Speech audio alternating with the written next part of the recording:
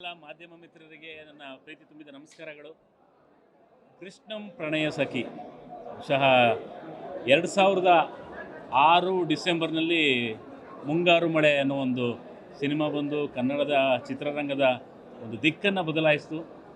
ಅದಾದ ಸ್ವಲ್ಪ ದಿನಗಳಲ್ಲೇ ದುನಿಯಾ ಸಿನಿಮಾ, ಎರಡೂ ಸಿನಿಮಾಗಳು ಕನ್ನಡ ಚಿತ್ರರಂಗದ ದಿಕ್ಕನ್ನು ಬದಲಾಯಿಸಿತು 2006ರಲ್ಲಿ.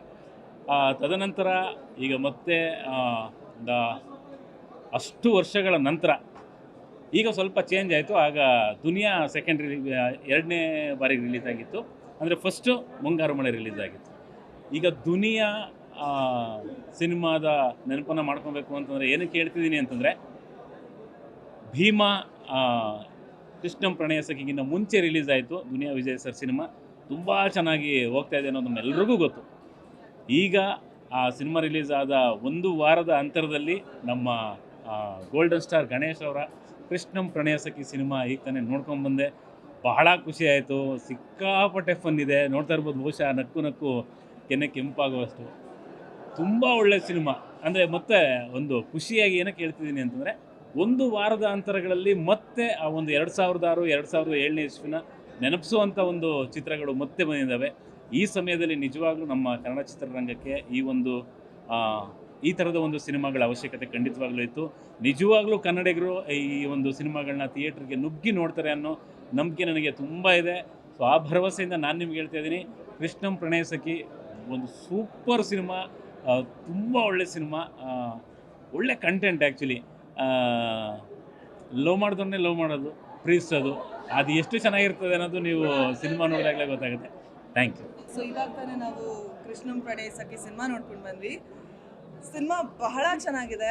ಸೆಕೆಂಡ್ ಹಾಫ್ ಅಂತೂ ಎಕ್ಸ್ಪೆಕ್ಟ್ ಮಾಡೋಕ್ಕೆ ಆಗಲ್ಲ, ಆ ಥರ ಟ್ವಿಸ್ಟ್ಗಳೆಲ್ಲ ಇದೆ. ಹೌದು, ಲವ್ ಸ್ಟೋರಿನ ತುಂಬ ಚೆನ್ನಾಗಿ ತೋರಿಸಿದ್ದಾರೆ director. Love will find it's way ಅಂತಾರಲ್ಲ, ಸೊ ಟ್ರೂ ಲವ್ ಏನು ಅದನ್ನ ಡೆಫಿನೆಟ್ಲಿ ಯಾರು ಸಿಗಬೇಕು ಅದು ಸಿಗುತ್ತೆ ಅಂತ ಚೆನ್ನಾಗಿ ಒಂದು ಕಾನ್ಸೆಪ್ಟ್ನ ರೆಡಿ ಮಾಡಿ ತೋರಿಸಿದ್ದಾರೆ director. I really appreciate that.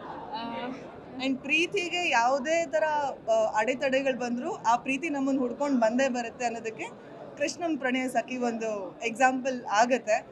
And songs, comedy sense ತುಂಬ ಚೆನ್ನಾಗಿದೆ. ಕಾಮಿಡಿ ಸಿಕ್ಕಾಪಟ್ಟೆ ಚೆನ್ನಾಗಿದೆ. ಸೆಕೆಂಡ್ ಹಾಫ್ ಪೈಸಾ ವಸೂಲ್ ಸಿನಿಮಾ. Thank you. ನಮಸ್ಕಾರ. ಗಣೇಶ್ ಅವ್ರನ್ನ ಇವತ್ತು ಕೃಷ್ಣಂ ಪ್ರಣಯ ಸಖಿಯಲ್ಲಿ ನೋಡಿ ತುಂಬ ಖುಷಿಯಾಗಿದ್ದೀನಿ. ಒಂದು ಫ್ಯಾಮಿಲಿ ಎಂಟರ್ಟೈನರ್ ಸಿನಿಮಾ, ಫಸ್ಟಿಂದ ಕೊನೆ ತನಕ ನಕ್ಕು ನಗಿಸುವಂತಹ ಕೌಟುಂಬಿಕ ಚಿತ್ರ. ಎಲ್ಲೂ ಒಂದು ಕ್ಷಣ ಕೂಡ ಬೋರ್ ಆಗಲ್ಲ.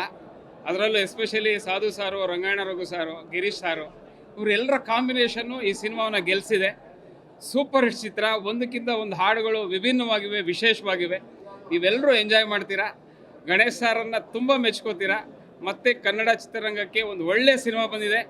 ಅದರಲ್ಲೂ ಶ್ರೀನಿವಾಸ ರಾಜು ಅವರು ದಂಡುಪಾಳ್ಯ ಅಂತ ಸಿನಿಮಾ ಕೊಟ್ಟವರು ಇವತ್ತು ಈ ಕೌಟುಂಬಿಕ ಚಿತ್ರವನ್ನು ವಿಶೇಷವಾಗಿ ನಿರ್ಮಾಣ ಮಾಡಿದ್ದಾರೆ. ಅವರಿಗೆ ಹ್ಯಾಟ್ಸ್ ಆಫ್. ಇಂಥ ಸಿನಿಮಾಗಳು ಬೇಕು, ಗೆಲ್ಲಿ, ಕನ್ನಡ ಚಿತ್ರರಂಗ ಯಶಸ್ಸಿನ ದಾರಿಯತ್ತ ಸಾಗಲಿ ಅಂತ ಕೇಳ್ಕೊತೀನಿ. Thank you so much.